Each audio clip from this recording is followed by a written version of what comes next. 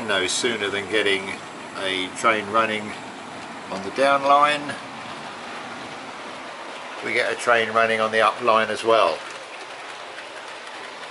Rather improbable Class 20 heading a train made up of both of the boys' school sets.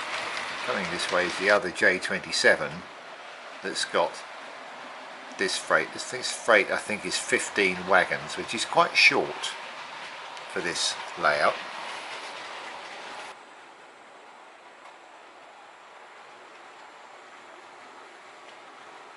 You can see how smooth the J27s are.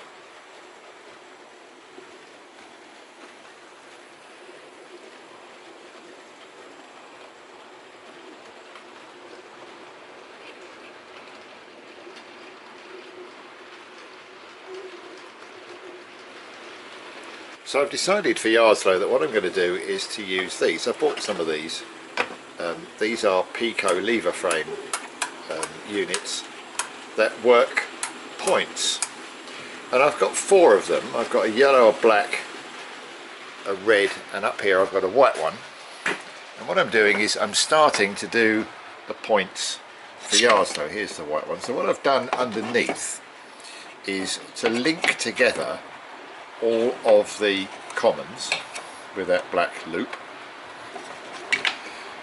and I've just set up a little basic test unit rig here. This is a chassis linked to tag going into the CDU, and then from the CDU and coming back out, this will go to common return to the points.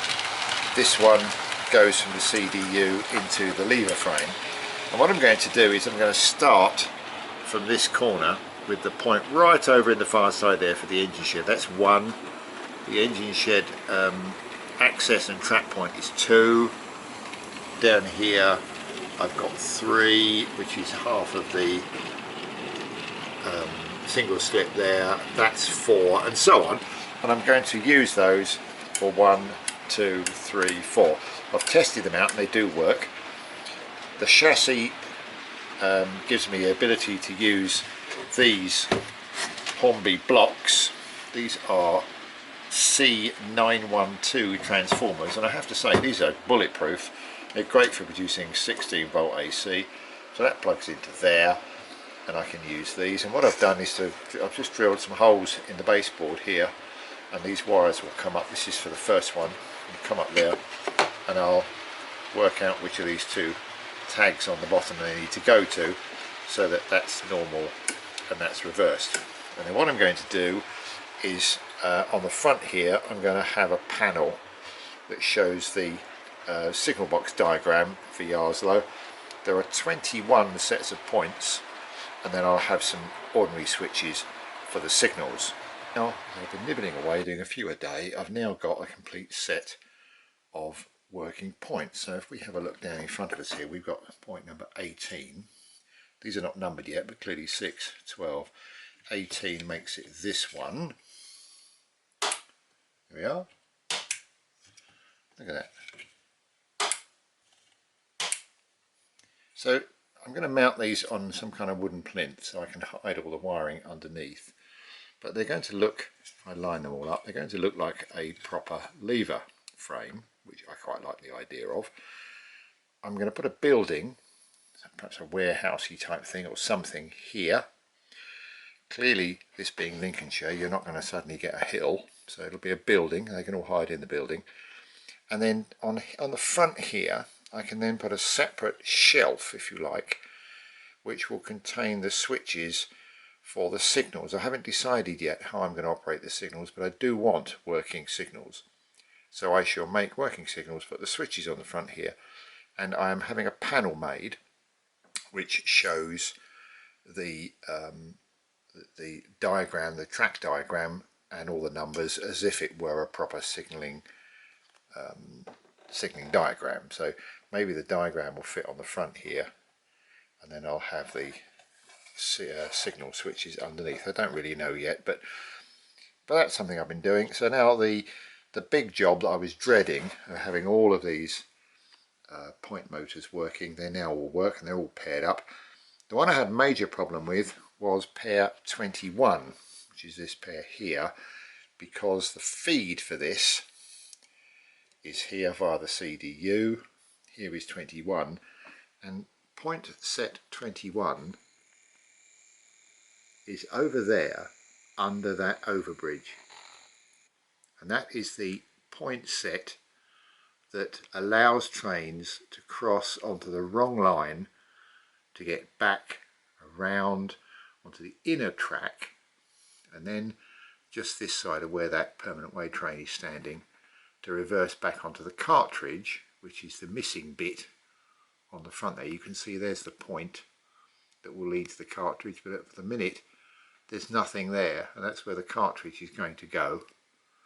So that facing crossover, which technically doesn't exist in real life, is important, and that's about 16 feet away from this lever, and that's right on the limit of what this gauge of wire will achieve. This is 16 strand 0.2 mil wire. I realise now that that sort of run I should be running 32 0.2, but I haven't. I've run 16, and with the crocodile clips attached for testing, it didn't work. Once it was soldered up, it did, but it does work. You can hear it work. There it is. So that's working. Excuse the aeroplane going over. So now all the points are connected, and I can now play trains. My next job is to further what's going on down here in terms of this. This, as you know, is where all of the track feeds come in, and you can see where crocodile clips city here, so that I can actually get the circuits running. Now what I want to do is to connect all the controllers into another one of these, which will sit here. So all the controllers come into here, and all of the track feeds come into there, and to join them together will be the master cab control panel, which is going to sit here somewhere. Now that is at the moment, that's at the graphic designers, but as soon as that comes back, that is my next job. There you go, something like that. So I've just got a little bit of half by half at the front, maybe a bit bigger than that, and a bit of 2x1 planed at the back. I've put all the wires underneath. The CDU will be fixed underneath, and underneath here I've got one of my feeds soldered to the chassis. This is the return that comes in from all the points, and the thing you mustn't forget is that the negative feed from the CDU goes to the point motors. That's important. That's going to sit there. I'll get all that screwed down. What I've got to do, you can see where the baseboard have fitted, there's a little bit of overhang here where the frames and the boards aren't perfect. Now I need to take that lip off, and that's my next job. Some of them are a little bit short, some of it doesn't matter because it'll all get hidden, but you can see some of them with a bit of a lip, so I need to make those flat. Otherwise what will happen is that when you put the front scene on, it's going to sort of lean out like this, which I don't want to do, so I'll clean all that up. Now that's probably a job for a plane, so I shall get the plane out and do that, and then once that's done we can start making some progress. And you can see, just to decorate the thing, I've put the good shed on. I was going to put the signal box where that light is sitting, but in fact in the transport from our move up to Merseyside, it's got rather squashed, so I've got some work to do on it. Little jobs like this, people make comments, oh, don't you do a lot, you get a lot done in the course of a day. Well, there's a kind of just get on with it kind of attitude, which is what I adopt. As I've said earlier about the channel, I don't need to show you how to cut a piece of wood, anybody can do that, but that's not what this channel is all about. This is more about the kind of the thought process, and the thought process for this job is, right, I need something at the back, something at the front. I've got a few bits of scrap wood, measure that up, that's 15 inches from one end to the other. So okay, let's cut 2 bits of 15 inches and see what it looks like, and there you go, job done. That's taken me about 5 minutes. So don't be putting things off and thinking, oh, I'll get round to that tomorrow, I'll do that tomorrow. Get on with it, simple as that.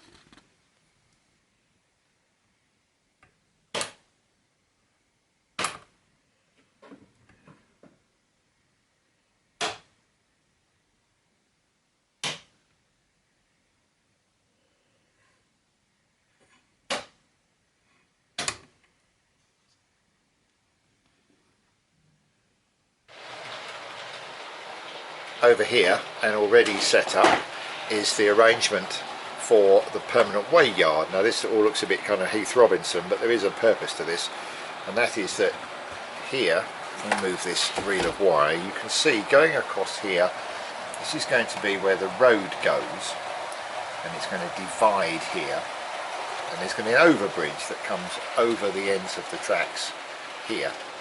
So at this end it's going to be probably yay big, and in the end of there I'm going to put the little control panel for the permanent way yard. So I've got a DIN plug for the controller, and I've got a couple of switches for the 2 points. Now the 2 points concerned are this one and this one. If I move all this stuff. Now again, I've got a Hornby power pack under here. I don't know if you can see it.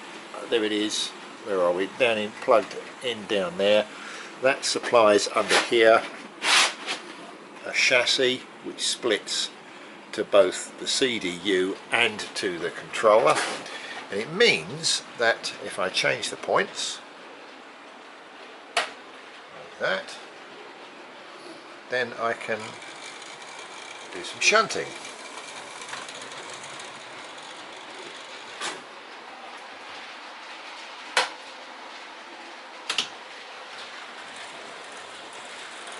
So I've now got 2 engines running around,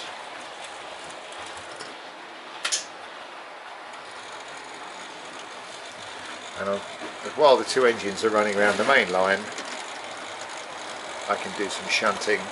There we are, just to prove that they're all running.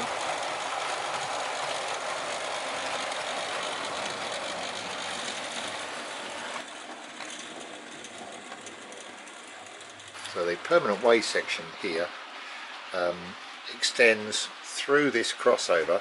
This crossover is not controlled by the permanent way yard. This is controlled by the main panel. This is pair 14, and the line goes all the way up here to the end of this platform. The double brake is there. So from there all the way down this loop line and all the way around here and into these 2 sidings is its own section, and that means that I can do some shunting, and I've got a decent head shunt. And so, perhaps not by the power of magic, but by the power of a multi-tool, the baseboard aperture is cut, and that gives me 3 inches in width and 66 inches in length to that point there. That will connect to this line here. I have a centre line marked, and that will be my cartridge bay, and you can see that's near the front of the layout, easy to get to. So the next question is, how do I make a cartridge and where am I going to keep them? So having cut the cartridge bay, I've now laid that bit of track that comes from that point, and you can see that I have used a piece of copper clad here, screwed in, so it's nice and firm. That track's not going anywhere, no issues. I've added power wires, and that will transfer the power onto the cartridge. I haven't quite worked out how I'm going to do that yet, but that's what that's going to do. So there's the cartridge bay duly cut, and I have now added the cartridge racks. As you can see, they're going to sit over the storage sidings, so nice and easy to get to. I just take my cartridge off and I drop it into the cartridge bay. When I've finished, I can put that back. I can store what are we, 12 cartridges here. The cartridges are 3 inches wide, and this baseboard is 3 foot wide, so 12 cartridges across there. If I need to do some more racks, I've got plenty more room. I can do some more racks down there, but that is basically just screwed to the wall, and I've done some supports at the front here, so that's that job done. So, and here's the latest addition to the storage sidings panel over here, the controllers. As you can see, lettered E, F and G, that lines up with the master cab control panel. And these controllers here are really for running mainline trains by the storage sidings operator, and this controller also wired back to the master cab control panel, but the track feeds, I can focus in for you here, there we are, there's the track feed there, through a bit of tag strip which I need to fix down, and then into this. This is the control panel for the Trinity Square sidings, and you'll gather I'm a number of switches missing. I'm waiting for those to come in the post. The sidings themselves are divided into two parts. This is the loco storage area. This is the dividing point here. This switch will work both this point and this point, obviously together, but there's a break in there, as you can understand. So these sidings, this little head shunt, these sidings, and the turntable, which is actually a cartridge, is here. Hasn't been laid yet, and won't be laid till much later. But you can see the main track feed is here with the track laying mirror. Look at the stereo finger. That's the track feed, and the rail joint, if I just move the solder line, you'll see here's the double brake rail joint between the head shunt and this line going up here, which in fact is the line that will join up when I get round to laying it with this line here, which is the exit from Trinity Square storage into Middle Junction. So that line there comes round here, down the side of here, joins up with that point there, and then the tracks all go off in that direction where all the storage sidings are. This end is the Trinity Square storage sidings themselves. These three are the stopping passenger and I think parcels go in there. The inspection saloon lives there. These two are for, I think this one is parcels and this one is for the van's trip. These three might all be stopping passenger into Trinity Square. There is supposedly at Yarslow, or just up the line from Yarslow, an end-on connection with an old Lancashire and Yorkshire line at Withney, and these are the three sidings for Withney. I think there's a stopping passenger train and there's a freight train. This siding going the other way is for a strange train known as stopping passenger 7. This is the one that simply runs around, goes out via this line onto the main circuit and then terminates at Yarslow, and then it runs around and comes back, goes back into there. It's just a late evening service, just something different. It's inspired somewhat by the Midland and Great Northern trains, where in the evenings stopping passenger trains seem to terminate at Holt for no reason at all. I'm sure there was a reason, but I couldn't get to the bottom of why there is one, so I thought I would have one of these sort of strange stopping passenger trains. These switches here are for the isolators at the end of the track. All of these dead end sidings have isolator sections, so the locomotive comes in, runs into the isolator section, turn the isolator off, and that allows another engine to come from the storage area along the line, connect to the other end, take the train out again. The exception to that is the inspection saloon, which doesn't need one. It runs in both directions, obviously, and there are no storage isolators here on the loco yard. Each one of these holds one engine. There's a couple of other switches on here which I should explain. This weird thing down here that's on its own. It is possible to hold 7 locomotives here. So 1, 2, 3, 4, 5, 6 and one on the centre road, 7. Clearly if you're holding 7 locomotives you can't isolate anything. So if you've got power to the loco storage yard allocated to controller G, as you would, that's this controller here, so that you can easily run trains into and out of storage off the Trinity Square trains. If that's live all the time, as it would be according to the master cab control panel, you can't actually isolate this whole section. Somewhere you're going to end up with a line empty, so you can only hold 6 trains, not 7. The way I'm going to get around that is to put this is a double pole single throw switch, which means that if I put it down, then this whole section is live. If I turn it off, the whole section is dead. Now that means that although this section might be allocated to somewhere by the master cab control panel, I can isolate it and therefore hold different engines.